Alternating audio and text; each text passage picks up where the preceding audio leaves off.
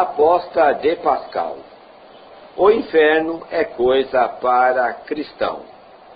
Os cristãos se sentem felizes em imaginar que terão uma vida eterna no paraíso, cheio de alegrias e felicidades.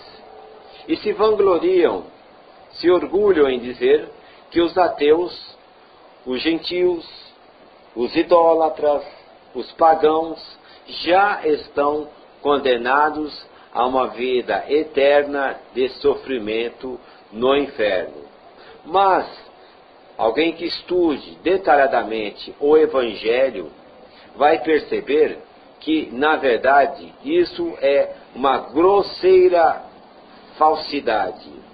Não existe no Evangelho nada, absolutamente nada escrito que condene ateus, pagãos, idólatras e gentios ao inferno. Não existe condenação a essas pessoas incrédulas. A condenação no inferno eterno somente é dirigida aos cristãos. Somente os cristãos estão sujeitos a uma condenação eterna de sofrimento no inferno. E jamais qualquer outra pessoa que não tenha abraçado o Evangelho. Ou seja, somente as pessoas que acreditam no Deus da Bíblia, que acreditam no Evangelho, que acreditam em Jesus, estão sujeitas à condenação no inferno. E essa condenação pode-se dizer que é praticamente automática.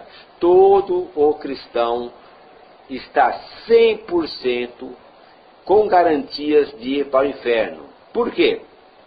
Por uma questão muito simples. E para se confirmar, para se atestar, para se confirmar isso, basta ler o Evangelho. O Evangelho, o que é o Evangelho? O que é a aceitação de Jesus? Você abraça o Evangelho, você acredita em Jesus e você passa a esperar vários benefícios. Vida eterna no paraíso, poder pedir a hora que precisar qualquer favor para se livrar de uma doença, de uma dificuldade. Então o que acontece? Você abraça ao Evangelho. O Evangelho é, na essência, o fundamento do Evangelho é que o Evangelho é um contrato.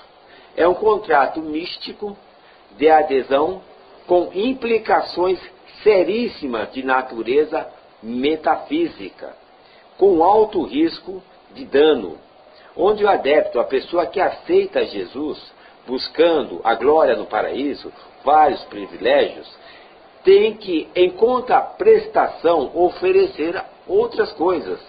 Isso, essa garantia de vida eterna no paraíso não vem de graça. No Evangelho nada é de graça. Para que a pessoa tenha o direito de conquistar vários privilégios, é necessário que essa pessoa cumpra, observe todas as leis e todas as ordenanças de Jesus. A pessoa não pode falhar em nenhuma lei, em nenhuma ordenança. O grande erro é que os cristãos, se achando muito espertos, só olham e só enxergam as vantagens. Eles não olham, eles não observam que o Evangelho está cravejado de obrigações, de regras, de ordenança, de leis que devem ser cumpridas. Basta a transgressão de uma única regra, de uma única ordenança, e aí o cristão está irremediavelmente condenado ao inferno. Bem, vamos ver aqui, muitos cristãos acham que existe o perdão eterno. Você pode errar, e que sempre haverá perdão. Não funciona assim. Não existe. O único perdão, que é um dom gratuito, que é dado, é no momento que você aceita a Jesus. Quando você aceita Jesus, você recebe o perdão de todas as transgressões, de todos os pecados e crimes que você cometeu até aquele momento. Aquele momento, voltando para trás, todos os pecados, todas as transgressões que você cometeu, todos os crimes, serão perdoados. E essa é que é a graça, é o perdão gratuito. Mas, o que acontece? Isso foi o passado. No momento que você aceita Jesus, daí para diante, você tem a obrigação, você assume o compromisso, sobre risco de ser condenado, de sofrer várias desgraças, de cumprir as leis e ordenanças do Evangelho. Então, não é eterno o pecado. O pecado só vai até você aceitar Jesus. Você aceita Jesus, você recebe o batismo. O batismo é a limpeza da sua alma pelo sangue de Jesus. Você recebe perdão de todos os pecados, você é lavado no sangue de Jesus. E aí todos os seus pecados são esquecidos. Eles deixam de existir, né? Daí você passa, depois do batismo, você recebe o Pentecostes, que seria o Espírito Santo na sua vida, para que você tenha todas as glórias, para que você consiga até fazer milagres, não é? Em Atos está discriminado. Você recebe no Pentecostes o poder para fazer milagres, para modificar a sua vida e para que você possa dar testemunho da verdade de Deus, que do Evangelho. Você vai poder fazer milagres, até porque o Evangelho tem como ordenança que você faça obras pela fé. Ou seja, pela fé, pela crença em Jesus, aquela coisa verdadeira, você recebe o poder pela fé de fazer obras. Quais obras são essas? Ressuscitar mortos, curar enfermos, curar qualquer tipo de doença, inclusive ressuscitar mortos, né? Então, veja bem, e esse é o fruto que permanece, esse é o seu testemunho, são os milagres, expulsar demônios, falar em línguas, mas principalmente esses milagres que permanecem, a cura de doentes, de lepra, e, enfim. Agora, quando você recebe o batismo, quando você recebe o Pentecostes, daí você passa para a última e terceira fase, que é a fase da Santa Ceia, a Eucaristia, que é um pacto que você faz bebendo o sangue de Jesus, né? É um pacto.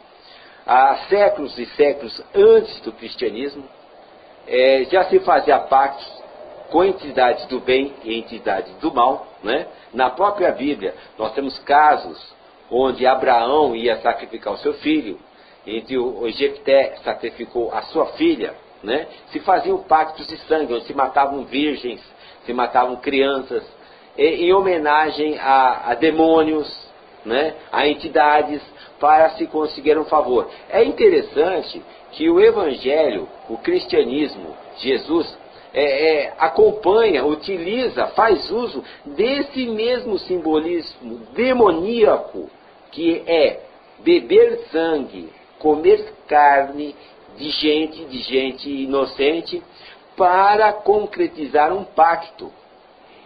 Ou seja, a Santa Ceia, a Eucaristia, tem todos os elementos da seita demoníaca do sabate, que é a morte de pessoas inocentes.